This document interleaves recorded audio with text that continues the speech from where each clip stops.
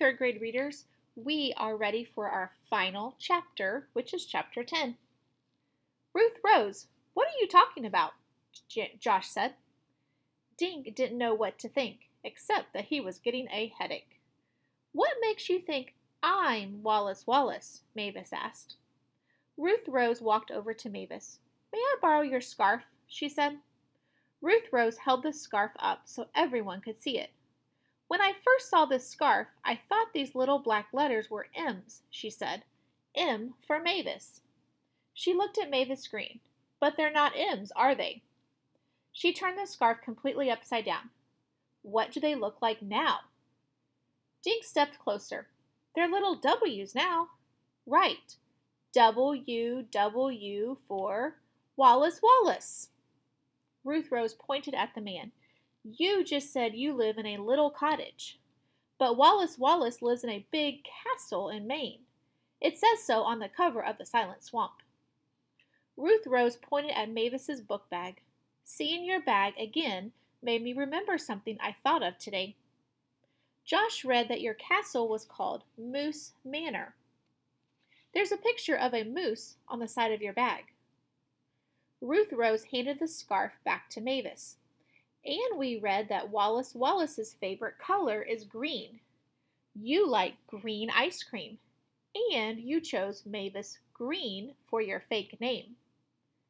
Everyone was staring at Ruth Rose, except for the man they had untied. He started laughing. The cat's out of the bag now, sis, he said. Then Mavis laughed and gave Ruth Rose a hug.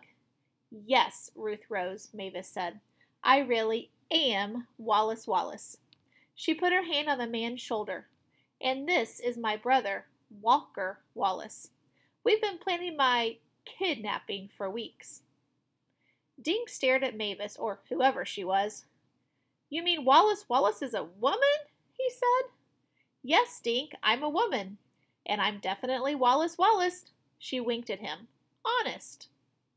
Mavis, the real Wallace Wallace, sat on the bed. She took off her glasses and pulled the barrettes out of her hair.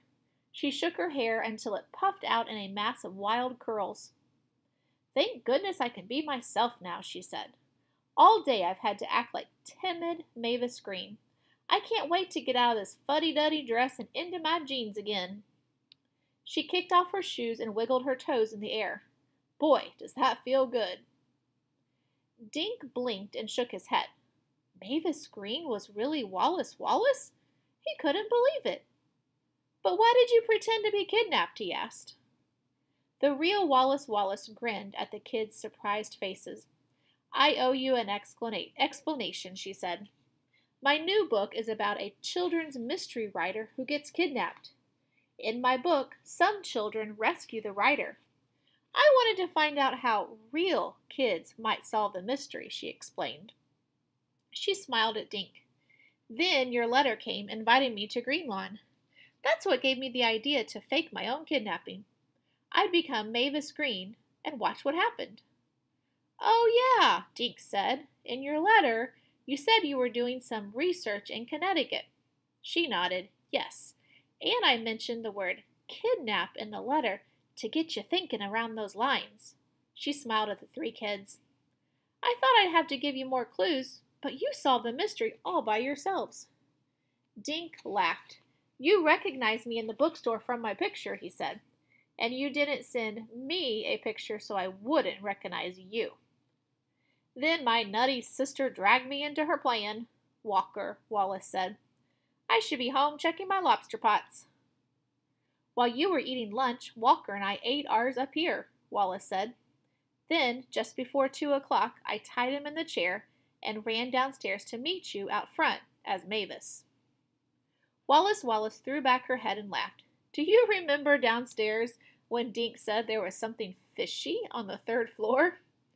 She got up and stood next to her brother. Well, I'm always teasing Walker about smelling fishy from handling his lobster bait. So when you said something was fishy in the hotel, I had to pretend to cough so you wouldn't know I was really laughing. Boy, did you have us fooled, Dink said. Wallace Wallace grinned. Mr. Paskey was in on it. I had to tell him the truth. And you saw this morning at the book nook, my little scheme made him very nervous. I've promised him I'll come back and do a real book signing soon, but I'll be in disguise, so be prepared for anything." Dink shook his head. "I was so disappointed because I couldn't meet my favorite author this morning," he said. "And I've been with you all day and I didn't even know it." She looked at Dink. "I'm so sorry I tricked you. Will you forgive me?" Dink blushed. "Sure." "I have a question," Josh said. "Where did you really sleep last night?" "We're right here in room 302. A few weeks ago I telephoned to reserve 2 rooms next to each other.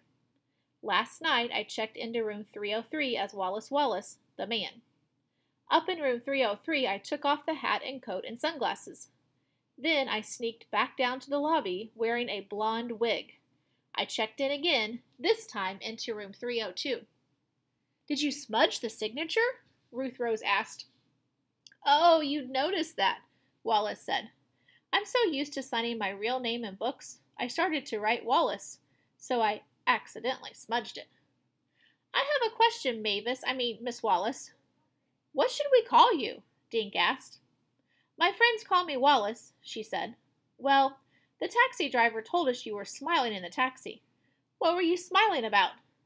Wallace Wallace was smiling now. "Oh, about a lot of things. First, I was wearing a man's disguise, and that made me feel pretty silly. And I knew I was going to meet you, one of my biggest fans.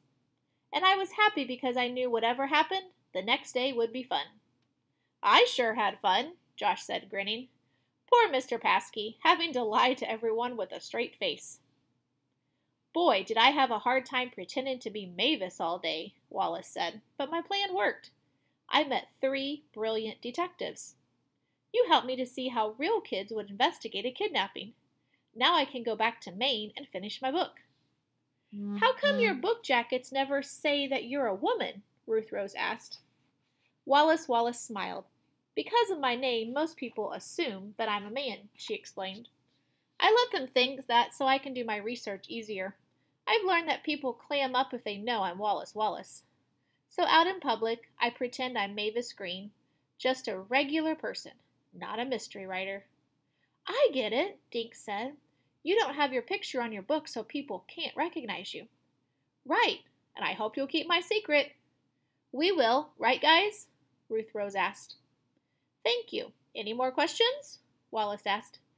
"Yeah," Walker said, giving his sister a look. "When do we leave? I got lobsters waiting on me." "I have a question too," Dink said. "Will you send me your picture now?" "Yes, but I'll do better than that," Wallace said. "I'll dedicate my next book to my 3 new friends." Dink, Josh, and Ruth Rose did a triple high five. "Excuse me," Mr. Linkletter said from the door where he had been standing. They all looked at him. "It's nearly checkout time." Everyone laughed. Mr. Linkletter smiled, but just a little. And that ends our A to Z mystery of the absent author.